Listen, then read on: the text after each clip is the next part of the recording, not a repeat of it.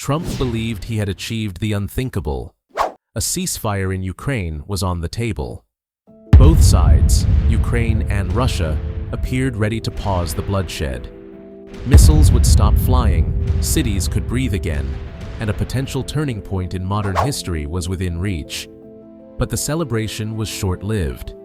Just when the deal seemed secure, Vladimir Putin blindsided everyone. Russia not only dismissed the ceasefire agreement, it escalated its military campaign. What followed was chaos. Within hours, Trump's inner circle was in crisis. The plan was crumbling, global pressure was mounting, and no one expected Russia to break its promise so quickly, or so strategically. What happened? Did Putin manipulate Trump from the very beginning? Is there still a path toward peace? Or are we witnessing the early sparks of a broader war? Let's rewind and examine how this unraveling began. Before Trump's inauguration, efforts to negotiate peace between Ukraine and Russia had all but stalled. Despite numerous proposals by third-party nations, none had succeeded. Each side remained entrenched in their positions. Between 2022 and 2024, negotiators from both countries met 3 times. Each attempt ended in failure, largely because neither side saw a path to victory that included compromise. Then came Ukraine's bold move in 2024, the surprise invasion of Russia's Kursk region. For the first time, Ukrainian forces gained significant ground inside Russian territory. It was a loud, defiant message. Kyiv wasn't going to stop until any peace deal reflected its advantage.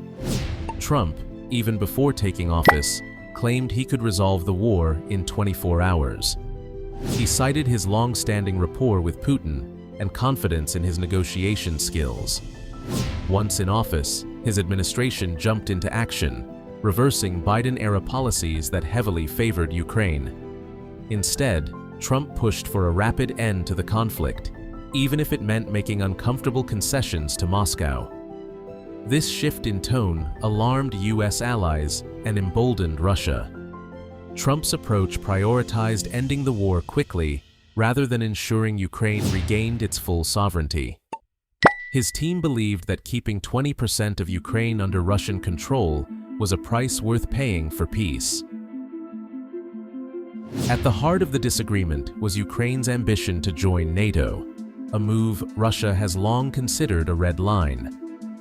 Unable to reconcile their positions, Trump's administration chose to negotiate primarily with Russia, sidelining Ukraine in the process. It was a controversial strategy that sowed distrust and exposed fault lines in the West's united front. Key U.S. figures like Secretary of Defense Pete Hegseth and Secretary of State Marco Rubio signaled a shift in U.S. thinking. On February 12th, Hegseth said returning Ukraine to its pre-2014 borders was unrealistic. Days later, Rubio and Russian Foreign Minister Sergei Lavrov met in Saudi Arabia to discuss peace frameworks, without Ukraine at the table. That exclusion didn't go unnoticed. Ukrainian President Volodymyr Zelensky voiced outrage, warning that any solution crafted without Ukraine's participation was destined to fail. And yet, on February 25th, the US and Ukraine signed a preliminary agreement. It focused not on military aid, but on economic opportunity, shared development of Ukraine's vast mineral reserves, oil, gas, and rare earths. But the deal fell apart just days later in Washington, when a planned Trump-Zelensky summit ended in bitter disagreement. Public criticisms followed, and military aid was suspended. Behind the scenes, the deal's terms heavily favored the US, valuing Ukraine's natural resources at a fraction of their true worth. Even worse, the US refused to offer security guarantees or provide peacekeeping forces to stabilize extraction zones.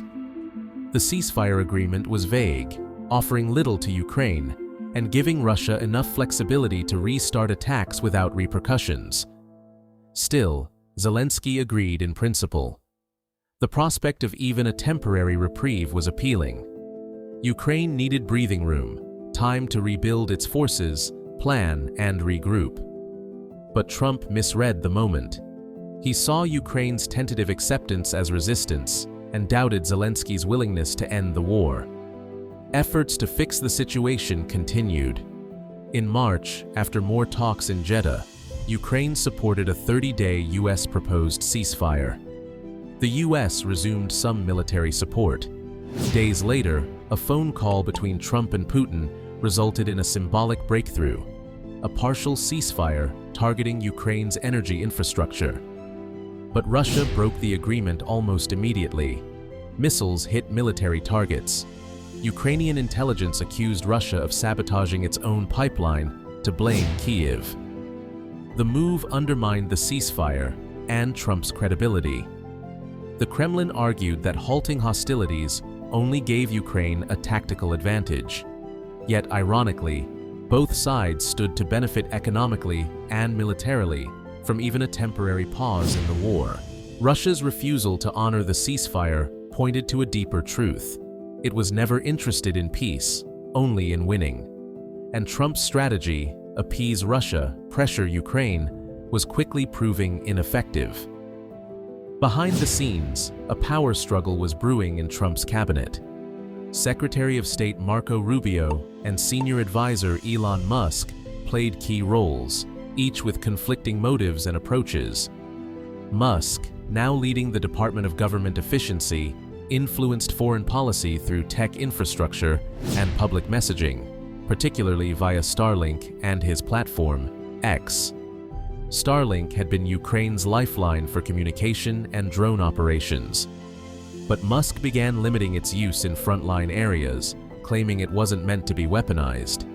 This weakened Ukraine's capabilities and further aligned Musk with Trump's approach. Musk's vocal criticism of Zelensky and calls to sanction Ukraine's oligarchs fueled division. His influence, once purely technological, had now become diplomatic and political. Meanwhile, NATO and European leaders like Britain's Keir Starmer were working on their own peace frameworks, ones that didn't rely on Trump. At a March summit in London, 16 nations pledged new support for Ukraine, forming what they called a coalition of the willing. That coalition may pressure Trump to rethink his stance. But his unpredictable diplomacy, marked by sudden reversals and contradictory deals, has made the U.S. a wild card. And so, as the ceasefire collapses and the war rages on, the question remains: did Trump ever have control? Or was this always Putin's game to win?